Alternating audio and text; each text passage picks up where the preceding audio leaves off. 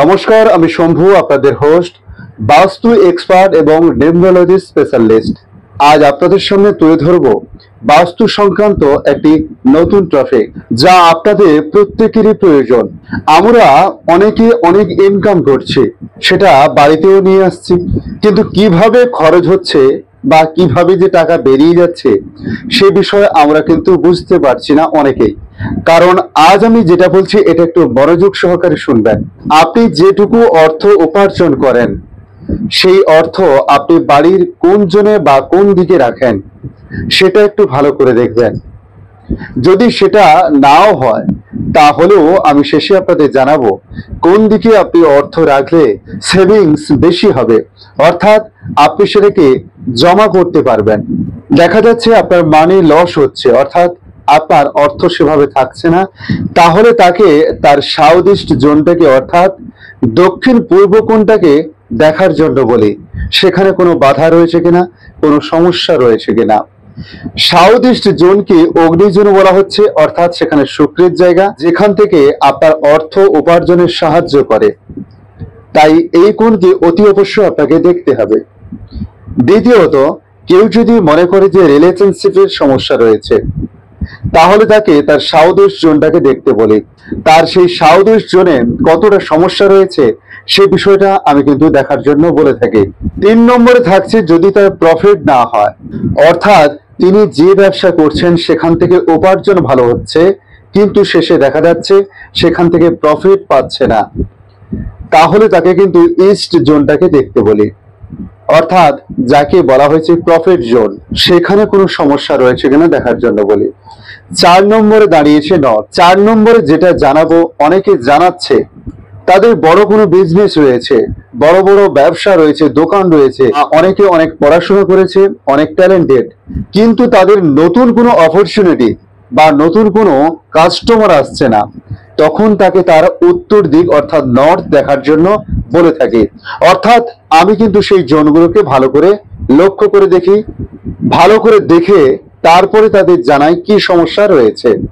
অর্থাৎ প্রত্যেকটা জনের প্রত্যেকের কাজ কিন্তু আলাদা আলাদা রয়েছে, তাই নতুন অপরচুনিটির জন্য আমাদের উত্তর দিক বা নর্থের জায়গায় ভালো রাখতে হবে।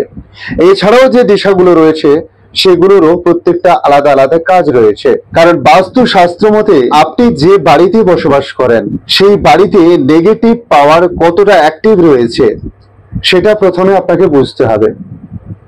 নেগেটিভ পাওয়ার যদি আপনার বাড়িতে অ্যাক্টিভ থাকে সেটা আপনার জীবনে এসে পড়ছে এবং আপনার জীবনে অনেক সমস্যা তৈরি করছে, বা আপনার যে বাড়িতে যারা রয়েছে তাদের সমস্যায় ফেলছে। তাই আপনি যে বাড়িতে বসবাস করছেন সেটা আগে ভালো করে দেখুন যে সেখান থেকে কোনো সমস্যা আসছে কিনা, তাহলে আপনি অতি সহজে আপনার সমস্যার সমাধান করতে পারবেন। অর্থাৎ আপনার সমস্যা যে ধরতে পারবে সে কিন্তু আপনার সমাধান করতে পারবে। তাই আমি বারবার বলবো, আপনার জীবনে যে অর্থ সংকট দেখা দিয়েছে তার প্রথমত আপনাকে দেখতে হবে আপনি বাড়ির কোন দিকে সেই সঞ্চিত অর্থ রাখেন। আর যদি সেটা ধরতে না পারেন তাহলে আপনাদের বলে দিচ্ছি, ভালো করে বুঝে নিন। আপনি যেটুকু অর্থ বাড়িতে নিয়ে আসুন না কেন, আপনি সেই অর্থটা কিন্তু সাউথ ওয়েস্ট জোনে রাখবেন, অর্থাৎ আপনি দক্ষিণ পশ্চিম কোণে রাখার চেষ্টা করবেন। তবে সেখানে যদি রাখা সম্ভব না হয় তাহলে আপনি যে জিনিসের মধ্যে অর্থাৎ যে আলমারি বা যে শোকেসের মধ্যে রাখছেন সেটাকে এমন ভাবে রাখুন তার মুখ যেন উত্তর দিকে হয়, অর্থাৎ সেটি যেন নর্থ ফেসিং থাকে। এটা আপনি করে দেখুন, আমি বলছি আপনি এখান থেকে অনেকটা লাভবান হবেন এবং আপনার বেশ কিছু জিনিস চেঞ্জ হওয়ার সম্ভাবনা রয়েছে। তবে এর পাশাপাশি আরো একটা বিষয় আপনাদের জানতে হবে, যেটা আমি অনেকের বাড়িতে গিয়ে দেখতে পেয়েছি। ধরুন আপনি সাউথ ইস্টে অর্থাৎ দক্ষিণ পূর্ব কোণে যে কোনো আলমারি বা শোকেসের মধ্যে আপনার টাকা রেখেছেন, ঠিক আছে, এটা অসুবিধে নেই, কিন্তু তার মধ্যে আপনি রেখে দিয়েছেন কি না আপনার জুয়েলারি, অর্থাৎ যেখানে টাকা রেখেছেন সেখানে আপনার জুয়েলারিও রেখেছেন, পাশাপাশি আপনি চাঁদি অর্থাৎ রূপোরও বেশ কিছু জিনিস রেখেছেন। রূপোকে কিন্তু বাস্তু শাস্ত্র মতে ওয়াটার এলিমেন্ট হিসেবে দেখা হয়। আপনি কিন্তু এটা রেখেছেন কোথায় না সাউথ ইস্ট জোন, যেখানে অগ্নিগুণ বলা হচ্ছে, তাহলে আপনি সেই দিকটার যে পজিটিভ পাওয়ার ছিল সেটা কিন্তু নষ্ট করতে সাহায্য করলেন।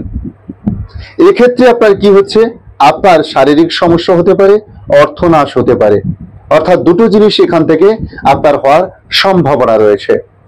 তাই সবসময় অর্থ যেখানে রাখবেন সেখানে কিন্তু একই সঙ্গে আপনার জুয়েলারি রাখবেন না, তাহলে কিন্তু আপনি নেগেটিভ এনার্জি তৈরি করতে সাহায্য করছেন। তাই এই ছোট্ট ছোট্ট বিষয়গুলো অবশ্যই আপনারা মনোযোগ দিন এবং পরিষ্কার পরিচ্ছন্ন রাখুন, তাহলে অবশ্যই আপনি ইমপ্রুভ পাবেন। যদি সমস্যা আপনার থাকে অবশ্যই কমেন্ট বক্সে কমেন্ট করে জানাতে পারেন, প্রয়োজনে আপনি যোগাযোগ করতে পারেন।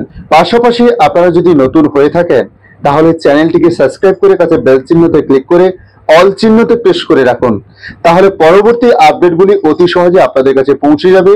এবং আপনার প্রিয়জনদের এটা শেয়ার করুন যাতে তারাও উপকৃত হতে পারে। ধন্যবাদ, ভালো থাকবেন। জয় জয় বজরঙ্গবলী।